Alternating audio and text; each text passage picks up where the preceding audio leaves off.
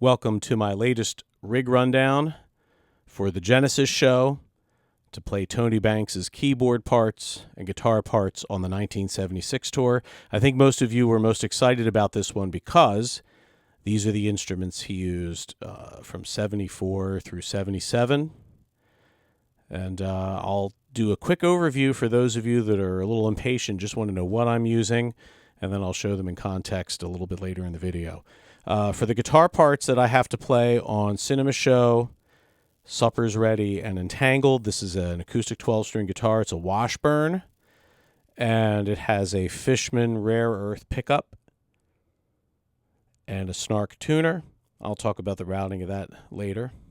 On top here is the lead synth. This is an ARP Pro DGX. It is the Mark I, which is immediately after the Pro Soloist. So this was in production at the time he was using the Pro Soloist in like 76 and 77. It is exactly the same as a Pro Soloist. It has the 4034 filter, which was not in the later Pro DGXs, the Mark II, which was black and orange.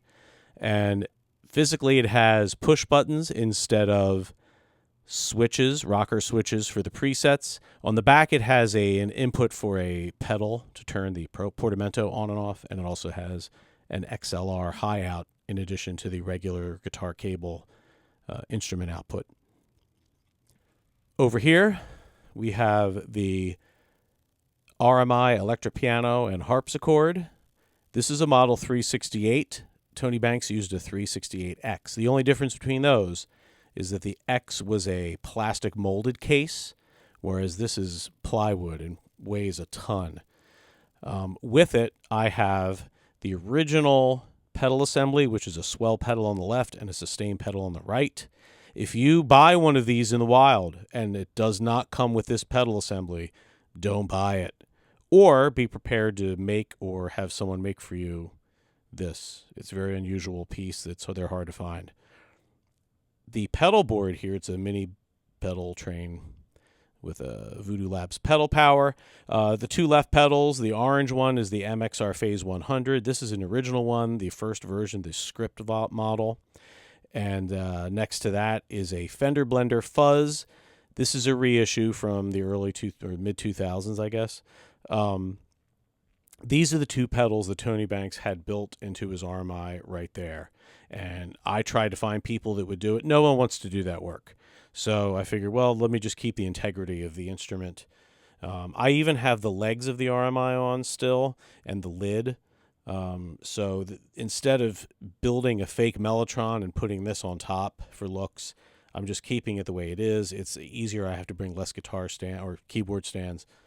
And then on top of that, which is not period correct, but it's easier for me, is a white Mellotron M4000D Mini. This is the modern digital Mellotron. And I don't have any expansion cards because I'm just using the three sounds that I need with it, which is the Mark II violins, Mark II brass, and the 8 choir. And I go over here. I have a little tabletop stand and a couple things on it. On the right is a vintage Maestro Echoplex EP3 tape delay. And then in this rack, there is another radial piece, radial KL8 keyboard mixer. The other radial piece I have is on this board. It's a Big Shot I/O. This lets me swap between the organ and the guitar. So it mutes the guitar when I'm playing the organ, which is most of the night. And then on top of that, I have a Neo Minivent 2, which is a digital Leslie pedal. Okay, I'm going to take you through this rig, and I'm going to play a little bit of each instrument without the effects. And if you listen, you hear the sound of a Leslie slowly spinning. If you've ever gotten to stand next to a Leslie that's powered on in slow mode, what is that called? Chorale, right? You'll hear that sound. It's perfectly natural. I'm going to take the Leslie off. I'm going to turn off the Echoplex.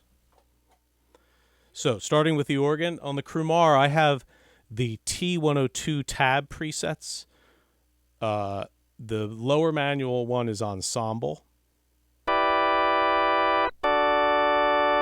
The upper manual one is called Theater Brass 16-foot. And then I have a drawbar setting that I can change in real time that I really don't. It's basically theater brass with the percussion on, which cancels the highest drawbar. And it's on second harmonic percussion with some custom settings I did in the menu and on the knobs here to make it sound more like Tony's custom organ preset, organ percussion.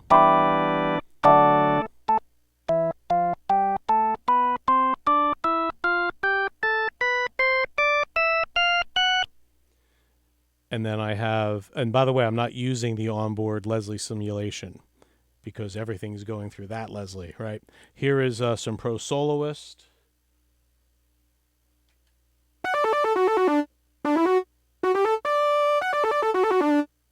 That is the Fuzz Guitar 1 without portamento. Here it is with. All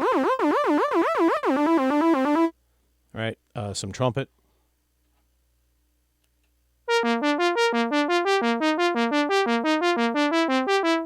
And right now the brilliance which is the filter cutoff, is about medium. Portamento speed is a little less than that, and the touch sensitivity is about in the middle. Some of that changes throughout the show. Here is the RMI. Tony had two tabs that he liked to use. He liked to use piano on its own. Let me turn all the pedals off here. No effects.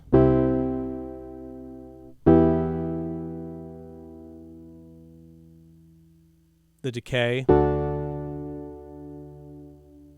to 0 sustain, right? Now, with the sustain pedal, it's about the same.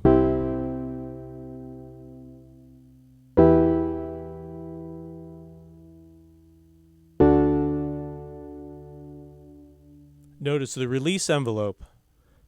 I think there's like 3 release envelopes, like below C2.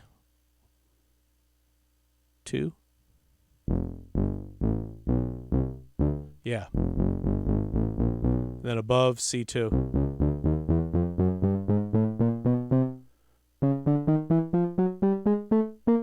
And then the release tends to go away.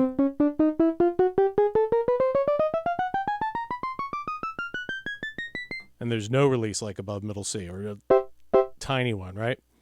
And then harpsichord on also with piano, which was most of the time, with the sustain pedal. That's how we get carpet crawlers. I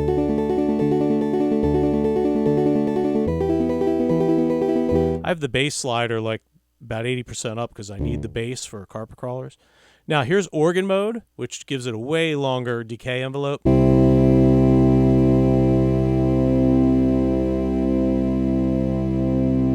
That was no pedal. It's a different, shorter envelope with the sustain pedal.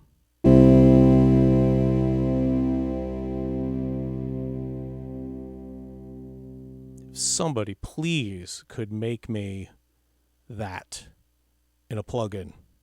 Just those different envelopes. All right, here's the Mellotron. I have 2 presets. One for Supper's Ready and Watcher of the Skies. I've got Mark II violins and Mark II brass.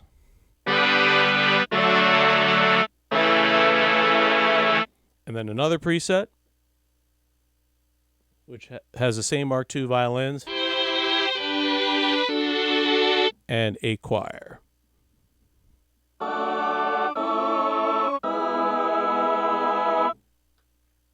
So, no effects. I'm going to turn on that Leslie. Let's listen to the organ. Theater brass. Ensemble. Let's listen to the Pro Soloist. Hear it kind of being thrown around your stereo speakers, right? Here is Carpet Crawlers. Organ off.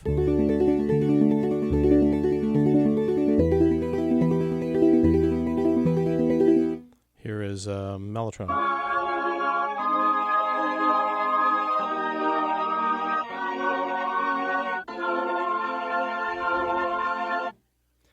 Now, when we first started doing these effects, everyone was a little worried. The Leslie was a little too much. I have it in the insert channel here, which means it's affecting everything, including the guitar. And I went into the settings on the mini vent, and I took the drive way back, maybe to 0, and I brought the mic distance away, which was maybe as far as it would go, and it seemed to chill out these other non-Leslie instruments. I think the guitar and the organ sounded better with a closer mic setting, a little more drive. Sounded very Beatles, guitar. It actually sounded like the 76 recording, so I'm compromising a little bit there. I think it'll sound fine in the mix. Now, let's talk about the Echoplex. I've got a foot switch here. Echoplex slider is at about, I think it's like 6-7, milliseconds? And that timing helps when you think about the 16th notes in the bass of Carpet Crawlers. If you listen to Carpet Crawlers on the recording here, da-da, da-da, da-da, da-da.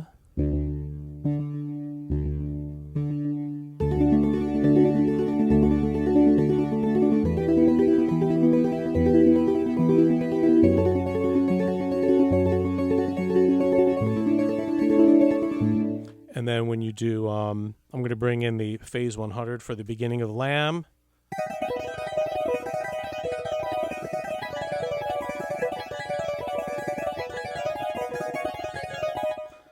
Sounds good, right? Here's the chorus.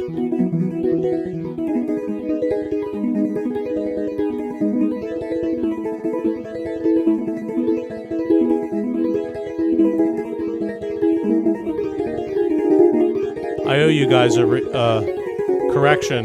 Here it is.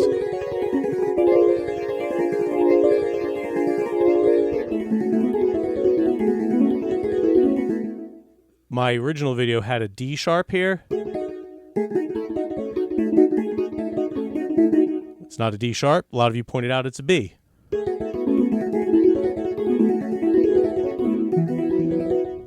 It's hard to play that with the mic here. And then when the Echoplex is on the synth, you can test it with Cinema Show.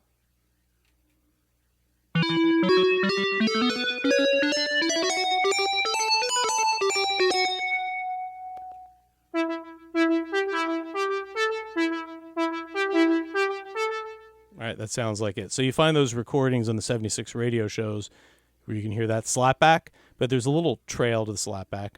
So it's definitely a balance. Took me a while to figure it out. Okay, I'm going to wrap this up. This is like a documentary with some clips from Supper's Ready that show a lot of the back and forth between the keyboards. You'll see me turn. You'll hear the guitar. You'll see me turn the Echoplex off and all that. So hope you enjoy it.